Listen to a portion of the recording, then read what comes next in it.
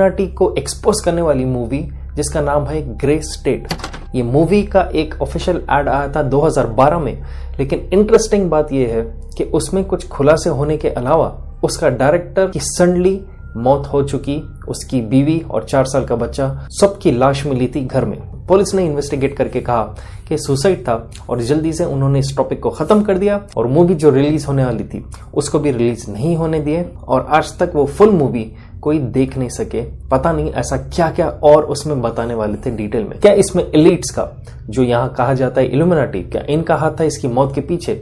और क्या ऐसा बताया गया था वीडियो के ट्रेलर में जिसकी वजह से उसको शायद इल्यूमिनाटी ने मरवा दिया? देखते हैं आगे वीडियो में। ग्रे स्टेट यूट्यूब पर इन्होंने एक ऑफिशियल चैनल बना था जिस पर इन्होंने अपना ट्रेलर अपलोड किया। डेविड क्राउली जो 28 इयर्स का इसका डायरेक्टर था, उसने इस पर अपना एड उस मूवी का उसने अपलोड किया था। तो पहले देखते हैं इस वीडियो में कि क्या क्या चीज बताई गई है।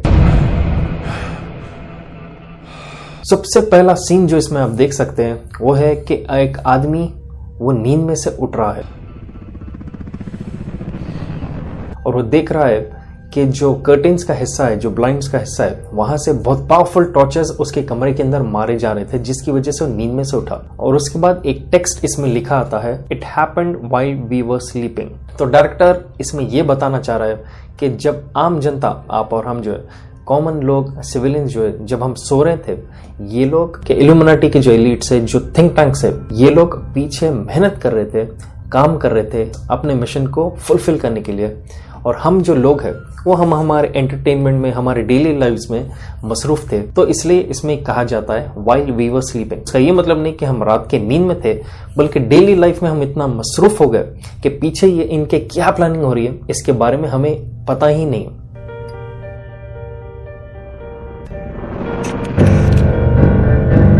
और फिर इसके बाद एक सीन आता है जहां पर वही आदमी फ्लैशबैक बता रहा है कि वो डिनर करते हुए अपने वाइफ के साथ बैठा हुआ है अपने घर में और सडनली वो पीछे पलटकर ऊपर देखने लगता है और वहां से वो जूम आउट होकर कई सारे मॉनिटर्स रहते हैं, कई सारे जो स्क्रीन है, उनमें से एक स्क्रीन में वो आदमी दिख रहा है जो अपनी वाइफ के साथ डिनर कर रहा था और उसको देखते हुए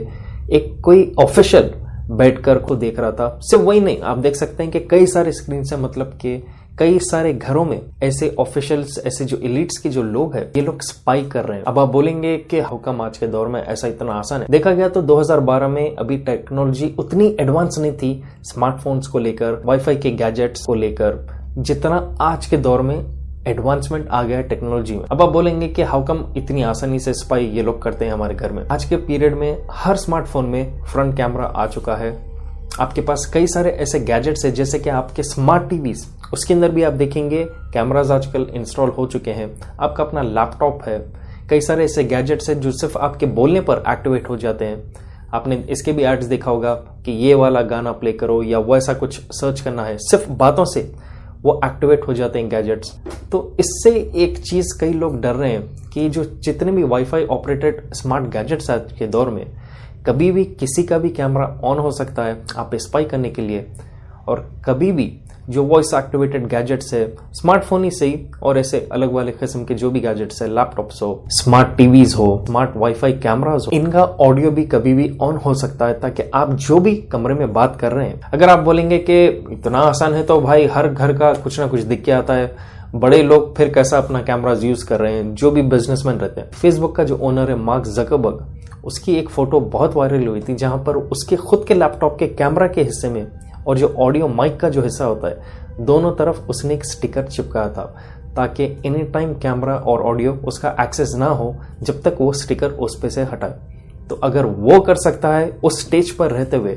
तो आप और हम तो बहुत दूर की बात है। बहुत आसान है हमारे किसी भी बात को ट्रैक करना या हमारे मूवमेंट को ट्रैक करना। आपने देखा होगा स्मार्टफोन्स में अगर आप एक्सेस देते हैं, अगर आप किसी प्रोडक्ट की बात कर रहे हैं, तो कुछ देर के बाद जब आप फोन पर सर्फ करेंगे, कोई भी आर्टिकल रहो, फेसबुक रहो, वेबसाइट रहो, तो ऑटोमेटिकली जिस प्रोडक्ट की आप बात कर रहे हैं वो प्रोडक्ट का एड भी बीच में आने लगता है। तो ये कोई मैजिकल बात नहीं है, बल्कि कीवर्ड्स आपके जो बातचीत के हैं वो ये गैजेट्स उठाकर ट्रांसमिट करते हैं अपने सर्वर्स को और वहां से रिलेटेड सर्च एड के तौर में ये आपको डिस्प्ले भी करने लगते हैं। जब इतना आसान एड डिस्प्ले हो रहा है सिर्फ आपकी बातचीत पे, जो आप आपस में किसी से कर रहे हैं, तो सोचो ये गवर्नमेंट के ऑफिशियल्स, ये एलिट्स के जो सीक्रेट हिडन ऑफिशियल्स है, क्या क्या नहीं आपका डेटा डेली बेसिस पर ट्रैक कर रहे हैं।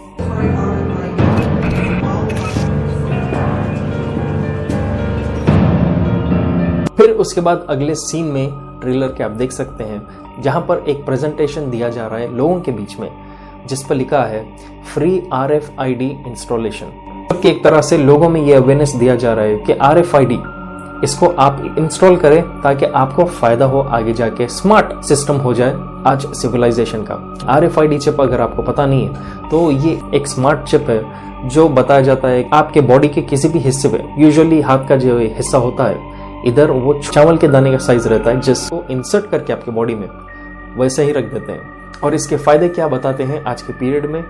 कि कहीं भी आप अगर सुपरमार्केट में कुछ खरीद रहे हैं, कहीं भी आपको पेमेंट करना है, कहीं भी आपको अपना आइडेंटिफिकेशन बताना है, जैसे कि इंडिया में आधार कार्ड होता है, तो हर चीज इस RFID चिप में इंस्टॉल हुआ रहेगा। तो आपको सिर्फ अपना डेबिट कार्ड या क्रेडिट कार्ड स्वाइप करने की जगह या कैश पेमेंट करने की जगह सिर्फ इस हाथ के इस हिस्से को आप एक स्कैनर के सामने अगर वेव करेंगे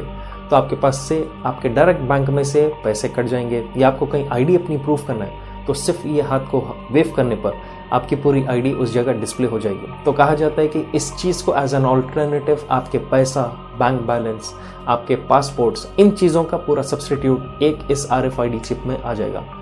लेकिन प्रॉब्लम यही है जो कई सारे थियरीज बोलते हैं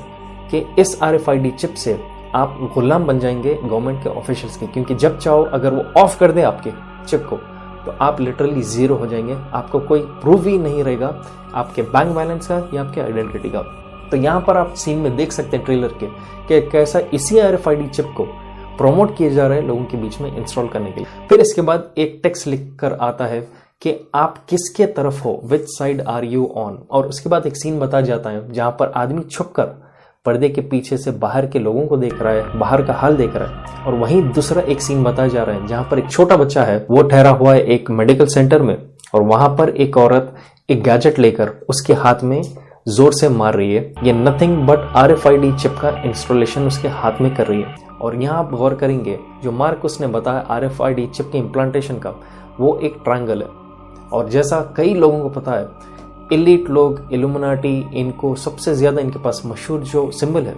वो है द ऑल सीइंग आई का ट्रायंगल वाला सिंबल, जिसको आई ऑफ हॉरर्स भी ये लोग कहते हैं। तो एक तरह से ये क्लियरली बता रहा है मूवी में कि इनका मार्क, इनका जो निशान है एलिट्स का, वो आपके हाथ पर पड़ चुका है और आप अब उनके सर्विलेंस के अंडर है। इसके बाद जो सीन आता है वो है एक रैंडम लेडी सुपरमार्केट में अपना सामान पूरा रख रही है ट्रॉली में, और वो लाइन में ठहरती है पेमेंट करने के लिए। फिर वो सामने के कस्टमर्स को देखती है जो पूरा RFID चिप से अपने हाथ वही स्कैनर के आगे सामने बताकर पेमेंट्स अपना कर रहे हैं। फिर वो अपने हाथ को देखती है क्योंकि उसके पास कोई RFID इंस्टॉल नहीं है, और वो परेशान होना शुरू हो जाती है। मतलब कि ट्रेलर में तरीके से ये बता कि आपके पास अगर ये चिप इंस्टॉल नहीं रहा तो अब आप यहाँ से बेसिक नीड्स के लिए भी परेशान होना शुरू हो जाएंगे। ये सिमिलर आप बोल सकते हैं जैसा आज के दौर में, ट्रेलर के 9 साल के बाद आज का जो दौर आप देख सकते हैं, अगर कोविड रिलेटेड वैक्सीनेशन आप सर्टिफिकेट नहीं बताया या उसका डिजिटल फॉर्मेट में नहीं बताया तो कई जगहों पर कहा जा रहा है कि ट्रैवल आपको अलाउड नहीं है। और कुछ सुपरमार्केट्स में वेस्टर्न कंट्री में ये भी बताया जा रहा है कि आपको एंट्री ही अलाउड नहीं है अगर आपको डिजिटल सर्टिफिकेट नहीं बताया। जबकि देखा गया तो सब मास्क पहन रहे हैं, सब अपनी तरह कहीं ना कहीं बीमार पड़े, फिर ठीक भी हो गए। वैक्सीनेशन के बहुत सारे डिबेटेबल रिजल्ट्स आए हैं आज के दौर में। लेकिन एक तरह से इससे आप रिलेट भी कर सकते हैं कि एक दौर ऐसा भी आएगा जहां पर अगर आप एलिट्स का कहा गया चीज को नहीं अप्लाई करें, जैसे कि RFID का चिप इंस्टॉलेशन, आप पब्लिक में बहुत परेशान होने वाले। जैसे कि सुपरमार्केट से इसको कुछ खरीदना है तो इसको नेक्स्ट टाइम एंट्री भी वो नहीं मिलेगी जब तक वो चिप इंस्टॉल नहीं करेगी। इसके बाद के सीन में आप देख सकते हैं न्यूज का एक आर्टिकल चल रहा है जहां पर क्लियरली लिखा गया है कि पूरा इकोनॉमिक कोलैप्स हो चुका है, फाइनेंशियल क्राइसिस आ चुका है, स्टॉक्स जितने हैं वो बहुत बुरी तरह फॉल डाउन हो चुके हैं, टम्बल हो चुके हैं, जिसकी वजह से एक इकोनॉमी में हलचल मच चुकी है। कई साल पहले हमने एक वीडियो भी बनाया था, वर्ल्ड इकोनॉमिक कोलैप्स पार्ट 1 और पार्ट 2, जहां पर हमने यही बताया था कि आपका जो फिजिकल फॉर्मेट है करेंसी का, जैसे कि आप नोट है आपके पास 10 रुपए, 20 रुपए, 1000, इसको स्लोली हटा दिया जाएगा ताकि आप डिजिटल मनी पे आ जाए। और ये चीज का फायदा कल के दिन गवर्नमेंट्स उठाने ही वाले, और आप कुछ नहीं कर सकते इसको रोकने के लिए, क्योंकि जैसा गवर्नमेंट रूल्स बनाती है आपको फॉलो करना है या आपको जेल में जाना है। फिर उसके बाद आप न्यूज के ग्राफ में ये भी पढ़ सकते हैं कि हाइपर इन्फ्लेशन बहुत पीक पर जा चुका है। मतलब कि जो चीज आपको 10 रुपए की मिलना था वो हजारों रुपए का हो चुका है, जिसकी वजह से बहुत परेशान अब पब्लिक हो चुकी है। मतलब कि इन क्लियर टर्म्स महंगाई ऐसे लेवल पे जहां पर आपको कुछ खरीदना भी है तो बहुत परेशानी आपको उठाना पड़ेगा। फिर नेक्स्ट जो न्यूज फ्लैश होता है टीवी में वो है ट्रैवल सस्पेंडेड, और नीचे कैप्शन में लिखा हुआ रहता अटैक इमिनेंट, जिसकी वजह से ट्रैवल को बैन कर दिया गया। अब यहाँ पे दो मतलब हो सकते हैं, या तो कोई टेररिस्ट ऑर्गेनाइजेशन जो अटैक कर रहा है जिसकी वजह से कंप्लीट ट्रैवलिंग को रोक दिया गया, या नहीं तो सिविलियन क्लैशेस या सिविलियन वर्सेस जो मिलिट्री है उसके बीच के क्लैशेस, जिसकी वजह से जितना भी ट्रैवल है उस चीज को रोका जाएगा। और इनकेस आपको उतना अंदाजा नहीं है तो ट्रैवलिंग जब रुकती है एक कंट्री में या कंट्री टू कंट्री जब ट्रैवलिंग रुक जाती है तो बहुत इम्पैक्ट पड़ता है लोगों पर और इकोनॉमी पर। और नीचे इसमें भी टिकर में अगर आप देखेंगे तो यहाँ पर लिखा रहता है कि RFID चिप के जो मैन्युफैक्चरर्स है ये ओवर टाइम काम कर रहे हैं ज्यादा से ज्यादा चिप्स को बनाने के लिए, क्योंकि पब्लिक का उतना डिमांड है। तो एक तरह से इसका मतलब ये भी हो सकता है कि कई सारे सिविलियंस ऐसे रहते जो बोलेंगे ऐसे वक्त कि जो होता होने दो, इम्प्लांट हमारे हाथों में कर दो RFID चिप्स, क्योंकि हमें खाना होना है, हमें पानी होना है, डेली राशन होना है, बेसिक नीड्स होना है, और हम ये सब लड़ नहीं सकते, ना ट्रबल फेस करेंगे। फिर नेक्स्ट सीन में ये बताया जाता है कि सारे सेलफोन के जो नेटवर्क्स है वो डिसेबल किए गए हैं सिविलियंस के लिए, ताकि वो एक दूसरे से कम्युनिकेट नहीं कर सके और वो पूरी तरह परेशान हो। क्योंकि उसके अगले सीन में मार्शल लॉ डिक्लेयर्ड ये कैप्शन दिया जाता है, मतलब कि मिलिट्री यहाँ से टेक ओवर कर लेगी, सारे जितने भी पुलिस ऑफिशियल्स है उनका रोल नहीं रहेगा, और यहाँ पर मिलिट्री पूरा टेक ओवर करेंगे शहरों को। और मार्शल लॉ बहुत ही खतरनाक होता है एक कंट्री के लिए, क्योंकि यहाँ पर मिलिट्री उन्हीं के हिसाब से पूरा कैरी आउट करते हैं एक स्ट्रिक्ट लॉ शहर में। अगर कोई आदमी नहीं सुने वो उनको गोली मार सकते हैं, उनकी जान ले सकते हैं, और उनको कोई सवाल नहीं कर सकता इस चीज पर। तो बहुत ही खतरनाक ये सिचुएशन होता है जब मिलिट्री कंप्लीट टेक ओवर करता है एक सिटी या कंट्री का। और इसमें भी आप देख सकते हैं नीचे टिकर में लिखा गया है terror cells use cash to buy weapons, मतलब कि उस वक्त कंप्लीट डिजिटाइज जब पैसा हो गया तो ऐसे दौर में अगर आप वेपन, एक आम आदमी अगर वेपन खरीदेगा तो वो ट्रैक होकर इंटेलिजेंस को आसानी से पता चल जाएगा। तो इस चीज से छुपने के लिए जो सिविलियंस है वो कैश यूज करेंगे हथियार को खरीदने के लिए, इन मिलिट्री के खिलाफ लड़ने के लिए, क्योंकि जरूरी नहीं है कि हर इंसान इनकी हिसाब से या एलिट्स के हिसाब से चलेंगे। कई सारे ऐसे लोग रहेंगे जो रेबल करेंगे, जो खिलाफ लड़ेंगे ऐसे किस्म के अथॉरिटेरियन रूल से। तो क्लियरली यहाँ पर यह बताया जा रहा है कि एंटी RFID चिप के लोग जो एंटी है इन चीजों के,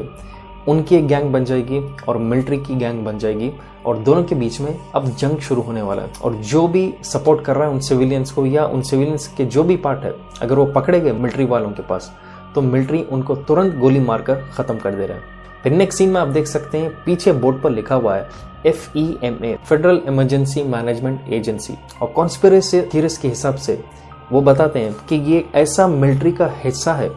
जहां पर जिसको चाहे ये मार सकते हैं और उनका बॉडी को डिस्पोज ऑफ करने का इनके पास ऑलरेडी तैयारी है। क्योंकि कुछ फोटोज वायरल भी हुए थे फेमा कैंप्स बोलकर, जहां पर लाखों में कॉफिन बॉक्सेस रेडी रखे हुए हैं इनके पास। तो कई सारे कॉन्स्पिरेसी थ्योरिस्ट ये भी बोलते हैं कि शायद ऐसा वक्त बहुत जल्दी आने वाला है, जैसा मूवी में बताया गया, जब मार्शल लॉ डिक्लेयर होगा और आप इल्यूमिनाटी और एलिट्स के खिलाफ अगर लड़ेंगे तो ये फेमा की जो मिलिट्री है ये आपको खत्म कर देंगे, कई सारे लाखों कॉफिन से सब में डालते रहेंगे और इनको डिस्पोज ऑफ कर देंगे कहीं ना कहीं। तो एक तरह से ट्रेलर में ये बता रहा कि फेमा अब तैयार हो चुका है। इसका मतलब कि मास किलिंग्स अब होने वाले कंप्लीट उन लोगों के जो एंटी है इल्यूमिनाटी के एजेंडा के। फिर अगले सीन में जो औरत को स्टार्टिंग में बताए थे सुपरमार्केट में एंटर होते हुए, वो फिर से इस बार सुपरमार्केट में एंटर होगी और वो देखेगी कि पूरे शेल्फ्स खाली है, मतलब कि कंप्लीट सुपरमार्केट जितने भी RFID चिप इम्प्लांट करे हुए लोग थे वो लोग वहां से खरीद लिए, और जिनके पास अभी इम्प्लांट्स नहीं है वो अब आ रहे हैं मार्केट में और उनको कुछ नहीं मिल रहा है। फिर आप देख सकते हैं कि इसमें आगे जाकर क्लैशेस बताया मिलिट्री फेमा के जो है versus anti RFID chip, anti illuminati, anti elite वाले जो गैंग्स है इनके बीच में लड़ाई बताया है। और शायद मूवी में और क्या क्या होने वाला था पता नहीं, क्योंकि एक ट्रेलर के एंडिंग में एक सीन आता है जहां पर स्टार्टिंग का जो आदमी है वो कहता है कि मुझे एक ख्वाब कई बार आ रहा था, और वो एक्सप्लेन करता है उस ख्वाब को। और उस ख्वाब को अगर आप देखेंगे ट्रेलर में तो ऐसा बताया गया है कि कई सारे लोगों के हाथ बांधे हुए और उनके अतराफ कई सारे मिलिट्री के लोग हथियार लेकर ठहरे हुए, और जो मेन आदमी है जो एक्सिक्यूट कर रहा है इन हाथ बांधे हुए लोगों को, वो कंप्लीट एक वाइट क्लोक पहन कर है, उसके ऊपर पूरे खून के निशान है एग्जीक्यूशन की वजह से, और वो पलटकर चिल्ला रहा है दूसरे लोगों को कि जो भी हमारे एजेंडा के खिलाफ जाएंगे, एनिमी ऑफ द स्टेट जो बनेंगे,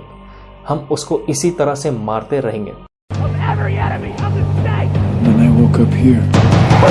तो एक तरह से वो हिंट दे रहा है ट्रेलर में क्रिश्चियन बिलीफ्स के हिसाब से जो एंटी क्राइस्ट होता है और इस्लामिक बिलीफ के हिसाब से जो दज्जाल है, ये जब इस दुनिया में अपने आप को ओपनली डिक्लेयर कर देगा तो इसको सपोर्ट करने के लिए साथ इसके कई सारे देश के आर्मी के लोग रहेंगे, और जो भी सिविलियंस इसके खिलाफ जाएंगे वो अपने आर्मी के थ्रू इनसे लड़ाएगा, और उसके हाथ अगर ये सिविलियंस लगेंगे तो वो खुद भी इनको मारेगा। तो एक तरह से क्रिश्चियन इस्लामिक के हिसाब से ट्रेलर में ये भी बताया जा रहा कि एंटी क्राइस्ट या दज्जाल या जैसा भी ये प्रेजेंट करना चाह रहा है, वो ठहरकर पूरों को ऑर्डर्स दे रहा है कि अब नेक्स्ट कैसा करना चाहिए और कैसे कैसे लोगों को मारना चाहिए। फिर उसके बाद ट्रेलर एंड हो जाता है, और एंडिंग में आप देख सकते हैं एक कोई ऑफिशियल बिल्डिंग है और बाजू एक पिरामिड वाली बिल्डिंग बनी हुई है। अब मूवी रिलीज होने के बाद ही पता चलता था लोगों को कि मूवी में क्या क्या बताया जा रहा है, किस तरह से इसको आगे लेके जाने वाले थे लोग, लेकिन मूवी रिलीज नहीं हो सकी। क्यों? अब यहाँ से आता है इंटरेस्टिंग और वियर्ड किस्म का पार्ट। 2012 में डेविड क्राउली, ये है 28 इयर्स का एक फिल्म मेकर जो ऑलरेडी एक एक्स सोल्जर रह चुका है, जो जंग पर गया था इराक और अफगानिस्तान के जंग में।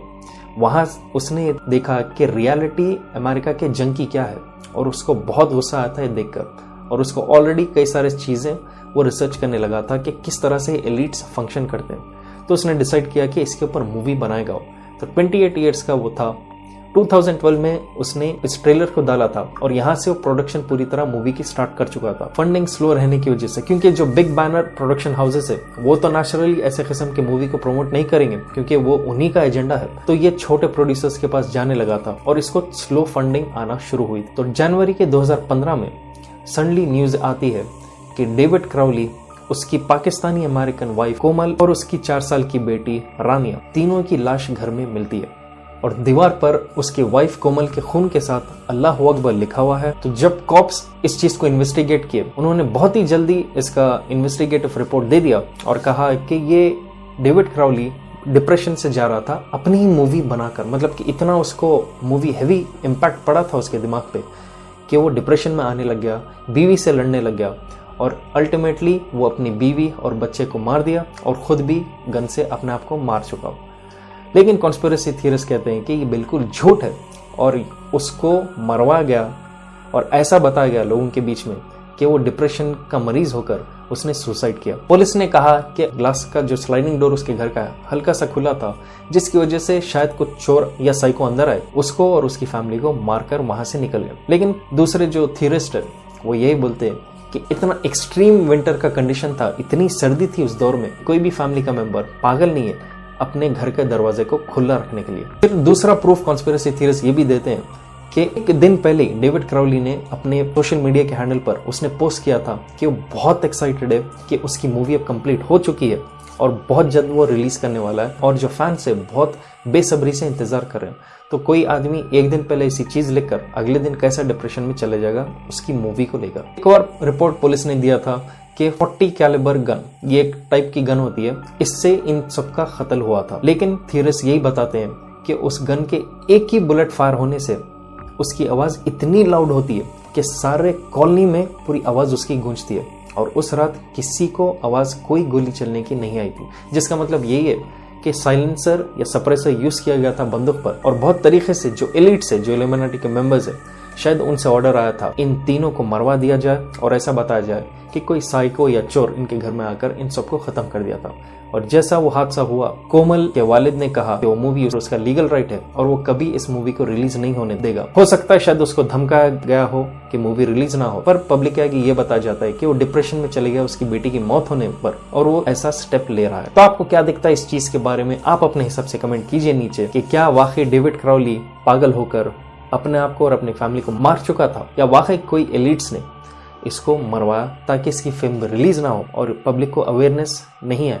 कि कैसे हालात आगे आने वाले। मेक श्योर आप कमेंट कीजिए नीचे और शेयर कीजिए इस वीडियो को जितना हो सके। और अगर आप नए हैं हमारे चैनल पे, please make sure to subscribe